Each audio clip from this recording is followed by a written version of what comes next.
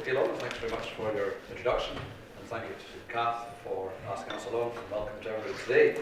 Kath asked Alex and I to come along and do a 5-minute presentation on risk, so I immediately thought if I could do a good long introduction and maybe tell a joke, that would do my 10-minute slot, and then Alex could continue thereafter. But anyhow, my own background, I'm a former student, not of Edinburgh, but of Aberdeen. I did an OND at Graveston, and then I worked as a farm manager for 2 years in Aberdeenshire before going back to King Street to do an FBOM, which back in those days was Farm Business Organisation and Management, and that's where Kath, Alex, myself and 11 others all met up at that time in 1988. So that tells you who Kath is. And we were led by the infamous Peter Cook, who I'm sure many of you know Peter. Peter was our senior lecturer at the time. In fact, I met Peter just 2 weeks ago on our talk, so it was nice to catch up. After my graduation in '88, I was enslaved on our family farm near St Boswell's in the Scottish borders, and that was after the whole of my family had moved over from Northern Ireland the previous year. So I guess that makes me a migrant, and it seems to be quite a buzzword these days, but my wife did mention that I wasn't to talk about politics. So moving on, our business at St Boswell's was a traditional 500-acre mixed arable farm, mainly wheat, malting barley and some sheep thrown in for good measure. When I say I was enslaved, I was actually paid £25 a week for 60 hours. That was 41 pence per hour. That was my wage when I first left college. That's 27 years ago. Back then, we were selling wheat for £125 per tonne to a company then called SAI, and today it's around £105 a tonne, 27 years later. A 100 horsepower tractor back then was £17,000. Today, the same tractor will be near £65,000. And an acre of land then was about 1,200, and today it's anything from 7 to 15,000. So little wonder agriculture's starting to struggle when you see those numbers. Anyway, going back to my own background, the year after I moved back home to our family farm, I got engaged, and even then farming economics weren't good, so we had to diversify to try and earn some extra income. So I decided to start and grow some vegetables, and our key veg was sweets. Inside 5 years, I set up a business which we were growing, packing, washing and distributing over 300 acres of sweets over the UK each year, which is about 12,000 tonnes. And unfortunately, on the 28th of December in 1995, it fell to minus 23 degrees in the Scottish borders, and that night I lost 8,500 tonnes of sweet in one night. So that was my first lesson in risk management, I guess. Never put all your eggs in the one basket. We kept going after that for another 4 years, but eventually we sold up and stopped growing vegetables as we simply didn't have the capital left to invest that was required. Because during the mid-90s there was a real drive on the supermarkets, and we needed to expand our business, and we felt that after the loss, a huge loss of 4 years prior to that, we didn't have the capital. So we sold up what was Campbell Produce, and I went forth for new employment. That took me to a company called Kettle Produce in Fife, which many of you may have heard of. I worked at Kettle for 9 months as a manager, which was a great experience, and then I was asked to join another business near Lawrencekirk, and joined a farmer up there and set up a company called Wondermesh, which was involved in crop covers. I was MD there for 5 years before being asked to move to another business, which was Stewart's of Tayside, which was a large sweet growing business in Mercer. I ran all the sales at Stewart's for about 3 years before leaving there to set up my own company, which is Crop Solutions, which is based in Perth. Today, Crop Solutions is one of the UK's largest suppliers of crop covers throughout the UK and crop cover machinery. We supply a wide range of crop covers, including fleece, insect net, thermal nets, polythene, biopolythene, pegs, sandbags, and miscellaneous other things. We also export a lot of our products worldwide. Most of our products are made in Southeast Asia or Europe, so when you strip it all back, we're basically an import-export business. The products that we supply to fruit and vegetable growers actually helps them reduce some of the risks associated with growing crops. And one of our first products is fleece. So I have some samples here, and they're not for sale, they're just for you guys to see after the talk, so you can see what it is we actually do as a business. Fleece is basically a lightweight crop cover which will help protect the crops from frost and advance the harvest dates, so for early harvest. So very popular with early potatoes and early strawberries, but it does certainly keep the frost off, which is an insurance policy.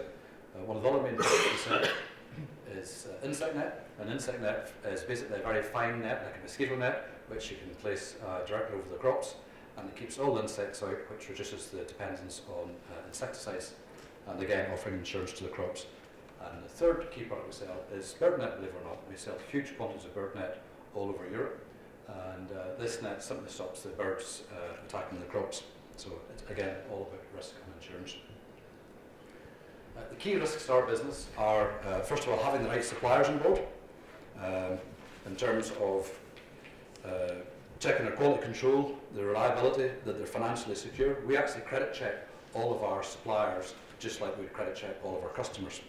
I'm afraid my talk today probably isn't going from an academic perspective, but more from somebody who's actually in business and what we actually do and how our life ticks. So some things you may understand and some things may be quite different to normal. Oil prices is a key issue for us. Polymer prices for the plastics are all based on oil prices. So as oil goes up, our product goes up.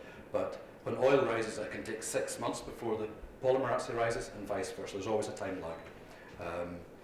The oil, as you all know, has been very volatile, and it's actually today at $36 per barrel, which is its lowest price since 2003. Such low prices make me very nervous, because it was low oil prices the last time round that sparked off the recession, was part of it. And with the issues we have in Saudi and Iran, which we saw this weekend in the news, I think we'll see oil, well, it could change oil, and oil could, don't be surprised in a year's time if oil is double or triple what it is today, depending on what happens with the politics there. As soon as there's a risk with any commodity, as you all know, price goes up. So again, it's all about risk. Next major risk we have in our business is currency. As importers and exporters, we're trading currency on a daily basis, and currency would probably, I would say, is our single biggest risk. For the margins that we take in our products, it's quite easy to actually lose the entire margin on the product just on movements in currency. So we've had to learn how to manage our currency very closely to be efficient. Just like when I was farming, weather was my biggest issue. You'd wake up in the morning and would hear the rain in the windows, and I knew I was in for a bad day trying to harvest Swedes. Now, in my current position, I wake up in the morning, I hear the 6 o'clock news and hear the currency markets, and that's a bad start to the day, or it can be. So it's just, we all have our own evils, I guess. So it just takes something like an announcement in New York or in London, so it could be a report on wages, or it could be on retail markets, or for example, even this morning's news was about the MPs in London fighting about our EU membership. These things will have hits on currency trading today, absolutely. Sound bites, the markets react to it the whole time. At the present, the last I heard is, would you believe it, on a daily basis there's $3 trillion sold and traded every day in this world. And of those $3 trillion that are sold, only 5% of those are for actual business needs. So when you think about it, 3 trillion, only 5% is business. 95% of the trading in the dollars, in the US dollar, is for speculators. So that makes our market really volatile, and it goes up and down, and it's very, very difficult. Currency can move. In 2008, we were seeing currency moves of anything from 10 to 18%. How can we trade when our costs are moving 10 to 18%, when sometimes our margins are less than 10%? It's very, very challenging. Currency is a huge, huge issue. So again, to the news, when I hear some politicians standing up and saying something, that's going to affect the pound, it's going to affect the euro, it's going to affect the dollar, whatever, so it all affects our business directly, and we take the pain of it. Shipping is a real risk to our business. You think, shipping, what's difficult there? First of all, we have to have the availability of boats. Shipping companies are very much like a cartel, and they control the amount of ships that they put to sea at any point in time. And if prices aren't good, they'll take ships off the water, off the seas, and they'll tie them up, and then there's a shortage. Prices go up, and supply and demand. Getting container availability at ports. These containers aren't always sitting at ports, waiting at the port that you want to load at, so we've got to make sure that's going to work for us. We've then got to have the containers to connect with the mothership in Asia to make sure it can hit into Europe and into the UK. We've got issues with weathers and storms at sea. When the ship's at sea, all it takes is a head storm or a storm outside a port that can't dock. In worldwide exporting, ships tend not to go from one destination direct to another destination. So a ship coming from Asia may go into Singapore, may go Singapore, Rotterdam, Felixstowe, Venice up to Grangemouth, up into Fife to our customers. That's a typical route. So every time it's changing port, there's a risk of a delay. A delay can be a week because it depends on what the loop is on that vessel. And if a grower has got crop in the ground and they need their crop covers. They can't wait a week, so it's all about risk, and we have to manage that very carefully. Just this morning I heard in the news that the actual dockers in Rotterdam are talking about going on strike next week, and we'll have 3 or 4 containers hitting Rotterdam next week, so that'll be interesting for me. Out with my control, what can I do? But I have to manage it. Next thing we've an issue with is stock control, very important part of our business. How much do we order? If we order too much, we're sitting with far too much stock, costing us money and costing us storage. If we order too little, we lose sales. We have to manage it. It's risk. We've got to sit down and work our way through these risks. We've also got to manage what is the ETA on all the goods that we order. The lead times for our products can be anything from 8 to 26 weeks, depending on what it is. So we've got to make sure that the products that we're getting manufactured arrive here in time. So for example, our insect nets, we're manufacturing insect nets in July 2015 to supply to Scottish vegetable growers in March and April 2016. So we are running 9 to 10 months ahead of what the game is. Financial planning and cash flow is absolutely key in our business. We need full planning, cash flow analysis and funding, and obviously the currency risks that I've already mentioned. Other key risks would be customers, bad debt and credit control.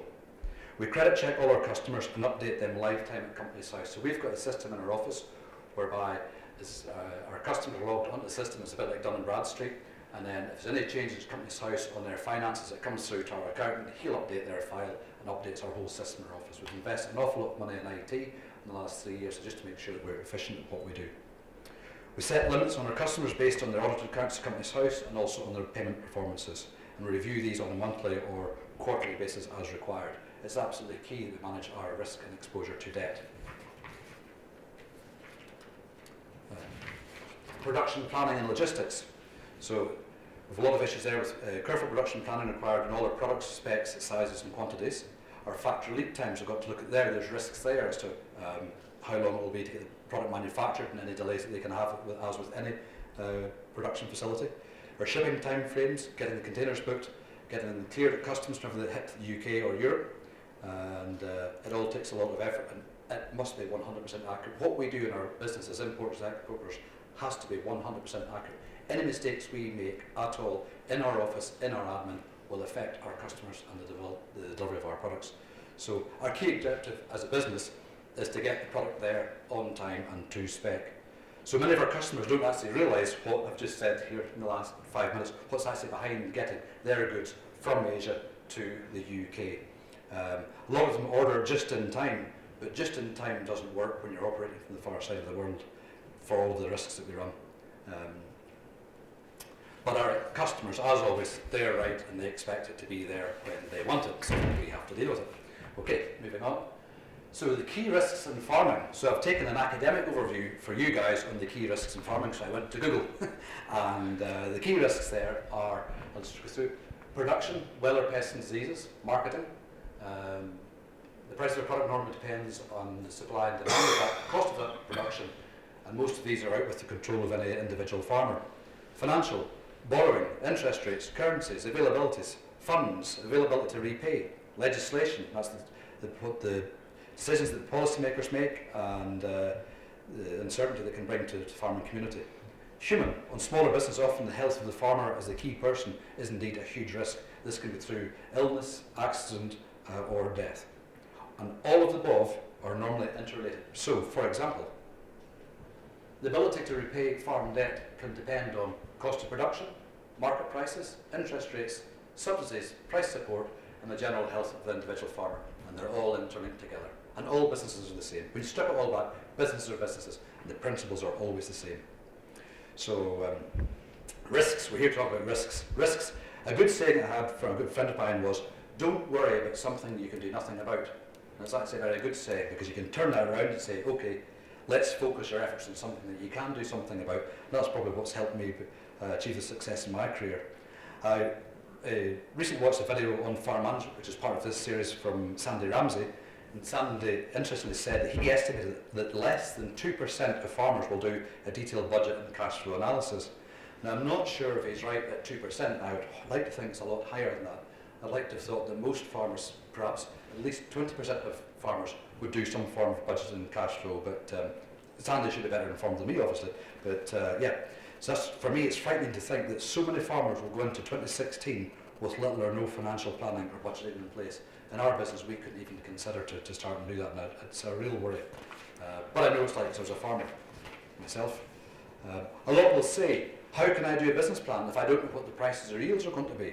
And that's the answer you'll get every time. But you've got to, what I would say as well, do a plan based on your best possible prices, then do a plan based on your worst possible prices, and then do a plan of what you expect you'll actually achieve. And today with things, in Kath's day, before we had Excel, it all had to be done by hand. Now you've got Excel, it's so easy to do replicas. You can have sheet 1, 2, 3, 4 with all different outcomes. It takes seconds, just copy and paste. It's very, very easy to do, so it's really hard to believe. And again, I'm not sure that the figures are as low as what Sandy said, but that would be my advice to farmers. So do a plan, revisit the plan every year and review it. It's all about looking at the basic principles of business. Look at the gross margins on each separate enterprise and know which ones actually make you money, which ones may actually lose you money. Don't be scared of change. You can't keep on doing something if the numbers don't add up, and always follow the numbers. That's the one rule in business. Always follow the numbers. Always.